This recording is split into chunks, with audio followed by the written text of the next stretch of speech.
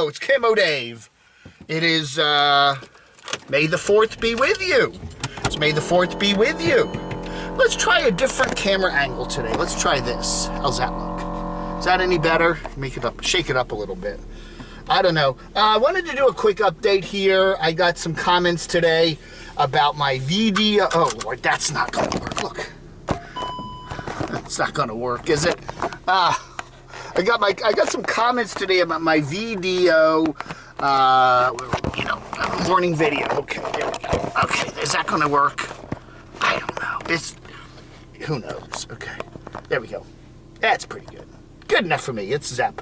Anyway, ZEP, Zero Effort Production. So the video I did this morning, we were talking about Campervan Kevin. And he was mentioning more about what had happened to his dog, beloved dog Tucker. A couple of weeks ago, Tucker got into some rat poison somewhere and got very sick and was bleeding very heavily. And Kevin rushed him to the vet, and the vet did what the vet could do, vitamin K. They put anticoagulants in rat poison, which makes the rats just kind of bleed out. So they gave the dog some vitamin K or whatever, and Tucker got better and is now almost fully recovered. I think Kevin kind of said Tucker's a little bit... not quite back to completely normal yet, but he's getting there. So one of the things that Kevin did say that the vet had said, which was kind of interesting, is the fact that Tucker ingested some sort of older rat poison. Okay, now I made I kind of said older rat poison may not be as effective as newer rat poison, and that's true, because older rat poison is made differently than newer rat poison. That's according to Kevin and the vet. The older rat poison has what's called an anticoagulant in it, so when you bleed out, basically. The newer rat poisoning has what are called neurotoxins, which are, pretty nasty poisons. Now, the question that I have, and Kevin had said that if Tucker had ingested some of the newer rat poisons, he might not be here today. So the question is this: when you're dealing with rats and mice, you're also dealing in same locations where dogs and cats and people are. Okay?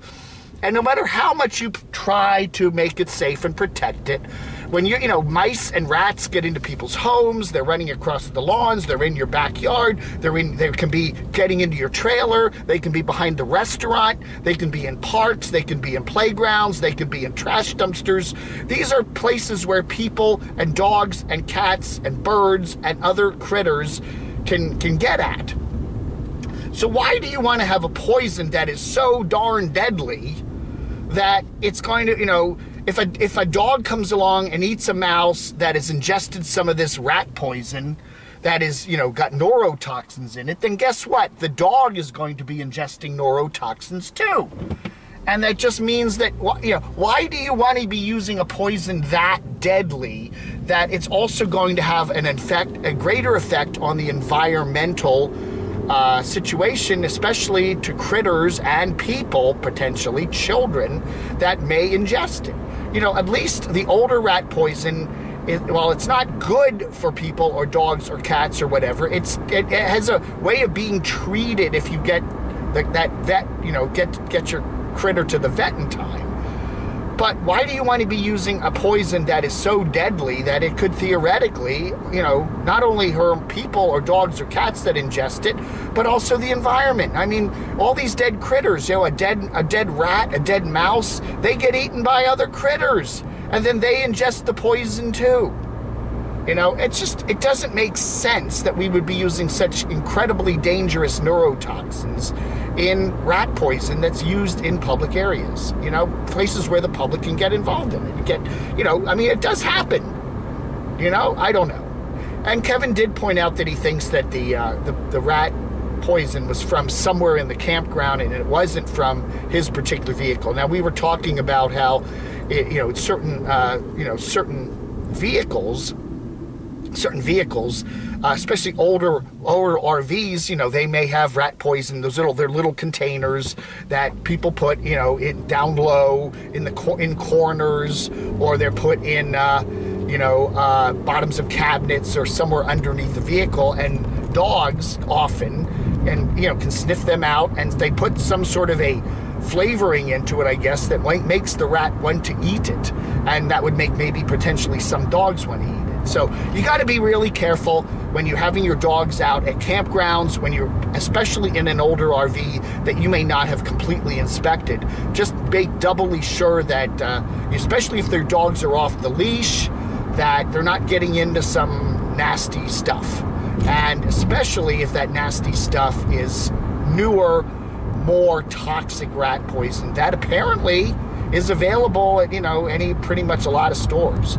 You want to get rid of rats, and you want to get rid of mice, but you also don't want to get rid of birds, dogs, and cats and other critters that may come in contact with either the rat poison directly or the mouse or the rat that has been ingested it, because that's just going to spread down through the food chain.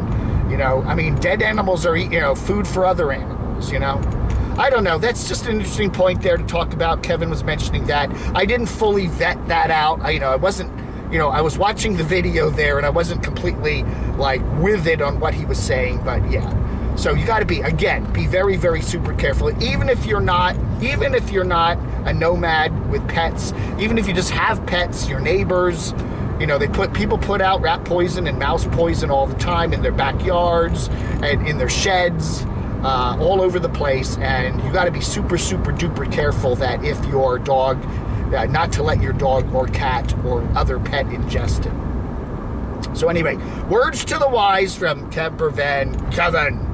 All right, that ought to do it for this short Camo Dave on the May the 4th be with you. May the 4th. Yeah, I like that. All right, everybody, thank you for watching. Vlog under. Israel Nash back with a new album called Topaz. That was Howling Wind from Israel Nash. And Katie Pruitt, new from sometime last year, she covered Ohio. We play it for you today on this anniversary of the Kent State shooting that created that song there. The Kent State shooting on this day in 1970 with 4 left dead from the Ohio National Guard. It's WNCW Spindale, WSIF Wilkesboro, Trey Anastasio on the way. Live from NPR News in Washington, I'm Windsor Johnston. Starting today, the baseline averages that weather forecasters